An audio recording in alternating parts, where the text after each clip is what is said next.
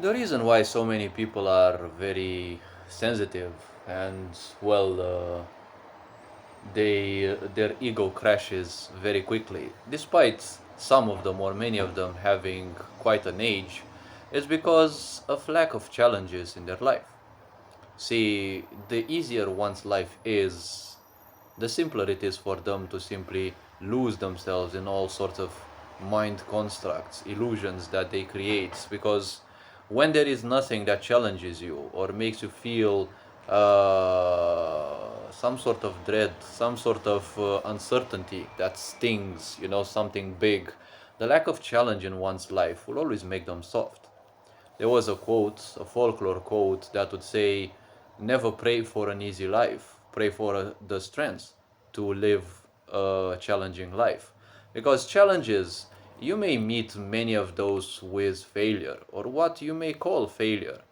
But this is a narcissistic way of programming you that everything about you is somewhat fundamentally wrong. See, the problem with this sick society, it stinks so much of that a lot of people are already doubting themselves since youth. And see, in life, it is most important to realize if you follow something, a certain path, it can only be ending in lessons or in pain. Yes, it always ends in lessons, but if you're addicted to drama, if you tend to take into account too much the thoughts and opinions of others, you will end up blaming yourself. You will end up drowning in those people's ideas and thoughts. Because, first and foremost, they don't give a fuck about themselves. So, why would they do that for you? Yes? Another problem with most people in life is the lack of emotional intelligence.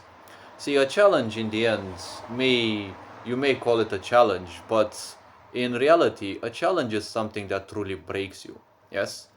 A lot of people think they have done such a big challenge when they win something in a game or when they pass an exam or something. See, a challenge is something that you may win or lose, but it actually broke layers of you. It made you realize flaws within your system. It made you realize the wrongness of certain thoughts of yours, of certain opinions, of certain things you are probably even considering holy. Yes? When you go through a big challenge in life, you definitely should have felt some fear of something. Something that, if it would happen, your life would have ended up in such a shitty way, you would probably not be able to fathom any way out. Yes, this is what I call a challenge in life because I've been through there. I've been through challenges quite from a young youth, let's say, as I call it. Yes, from a young age, but I prefer calling it young youth because I don't know, it sounds weird in English. But when we look at things, see, the very simple point is a challenge, everyone thinks they're going through challenges. But if something happens in your life, or a lot of things happen in your life and don't actually break you, don't actually make you cry, don't actually make you learn like critical things that make you feel you're just evolving, most likely those are what I call fake challenges. They're just events going through your life, you pass them, but there isn't any significant change within you. Now, don't look at these events as something bad, because not everything will necessarily teach you something profound that you will carry with for the rest of your life, and maybe you will have influences because of it in future lifetimes. Yes. Now the point is, everything you do now shall echo through eternity, right? As a Roman imperator said it. Yes. I think it was Julius Caesar, I don't remember exactly. But the point is, in life, one has to comprehend the fact that not everything they do is necessarily an achievement. Maybe you started the career of your dreams, maybe you started a new project or something, but that is not a challenge, yes? The challenge is not picking something up. Let's say the challenge can be keeping up with that for years. Yes, if you truly like it, you will keep up with it for years, even if it doesn't bring you the money that you wished for. Yes, uh, maybe you're gonna be met with such failures that you're gonna consider quitting so many fucking times, but you still get up and keep doing something that you like. Yet again, these are challenges, in a way, like what choices to pick.